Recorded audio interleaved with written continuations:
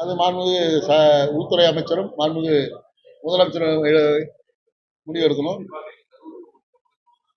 இல்ல அது எனக்கு என்னை பொறுத்தவரை அந்த ரோட் ஷோவுக்கு அனுமதி மறுப்பது சரியான நிகழ்வு என்றே தோன்றுகிறது. ஏன்னா மிகப்பெரிய இழப்பு கரூர்ல நடந்திருக்குது.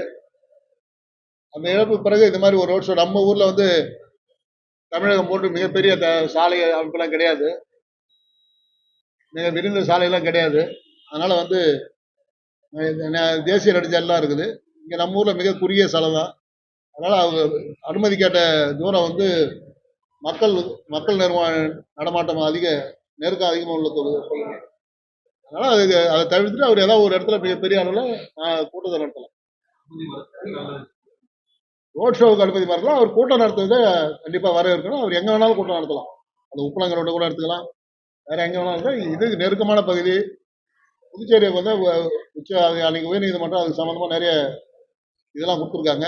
அந்த விதிமுறையோடு நடத்துவதற்கான வாய்ப்பு இந்த இடத்துல கம்மி.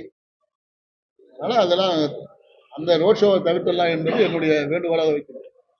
மாண்புமிகு நம்முடைய முதலமைச்சருக்கு அந்த வேண்டுகோளை வச்சிருக்கேன். அவங்களுடைய தலைவர் விஜய் அவர்களுக்கு இந்த ரோட் ஷோவை புதுச்சேரியில் தவிர்த்துட்டு ஒரு மிகப்பெரிய பொதுக்கூட்டம் நடத்துங்க, அதற்கான உத்தரவை இந்த புதுச்சேரி அரசாங்கம் வழங்கும். அதுல எந்த ஒரு மாறுபாடு